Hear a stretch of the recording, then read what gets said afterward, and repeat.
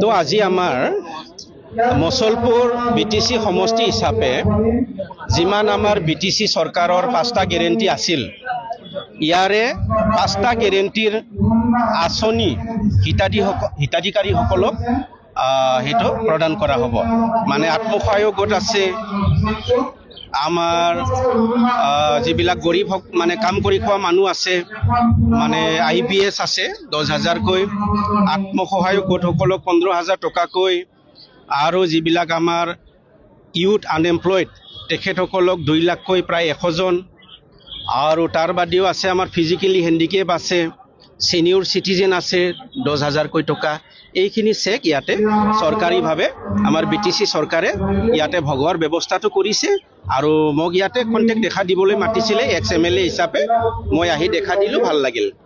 5টা গ্যাৰাণ্টিৰ পিছত আৰু কিবা পদক্ষেপ ল'ব নেকি আপোনালোকে? 5টা গ্যাৰেণ্টিৰ পিছতো আমাৰ যথেষ্ট পদক্ষেপ এই অঞ্চলত আমাৰ যিমানখিনি ৰোড কমিউনিকেশ্যন ইনফ্ৰাষ্ট্ৰাকচাৰ এইবিলাক আমাৰ ডেভেলপ কৰা, আপগ্ৰেড কৰা, আমাৰ যিবিলাক আমাৰ ইৰিগেশ্যন আছে, এগ্ৰিকালচাৰ সেক্টৰ, এডুকেশ্যন সেক্টৰ বা আমাৰ হেল্থ সেক্টৰ, সকলো সেক্টৰতে প্ৰায়ৰিটি দি বিটিসিখন আগুৱাই লৈ যোৱা, সেইটোৱে বিটিসি চৰকাৰৰ উদ্দেশ্য।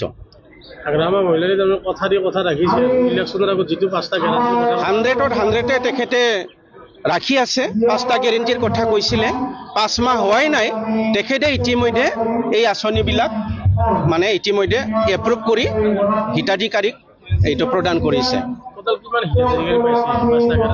তো 5টা গ্যাৰেণ্টিত আমাৰ বহুতো আছে। এটা আমাৰ সমষ্টিতে আত্মসহায়ক গোট প্ৰায় 833টা, আৰু আমাৰ আছে ইউথ যিটো এমপ্লয়মেণ্ট জেনেৰেশ্যন, ইয়াতো 2 লাখে 100 জনক দিয়া হৈছে। তাৰ বাহিৰেও আমাৰ যিটো সিনিয়ৰ সিটিজেন প্ৰায় 1250 জন, আৰু তেনেকুৱা আমাৰ ছ'চিয়েল ৱেলফেয়াৰ হিচাপতো যিমানখিনি দৰখাস্ত পাইছে এতিয়ালৈকে সেইখিনি মানে প্ৰদান কৰাৰ ব্যৱস্থাবিলাক কৰি আছে। যথেষ্ট উপকাৰ হ'ব।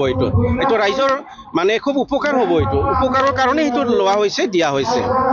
আৰু বিটিসিৰ দায়িত্ব লোৱাৰ পিছতে আমাৰ হাগ্ৰামা মহিলাৰী ছাৰে ইমান যিবিলাক আপোনালোকে প্ৰজেক্টটো দেখা পাইছে, প্ৰজেক্টবিলাক কিমান প্ৰজেক্ট লৈছে সেইটো মানে আপোনালোকে এইটো নজৰ দিব না। কিমান প্ৰজেক্ট ইতিমধ্যে মিনি ছেক্ৰেটাৰিয়েট বনাম বুলি কৈছিলে, মিনি ছেক্ৰেটাৰিয়েট ইতিমধ্যে আধাৰশিলা হৈ গৈছে।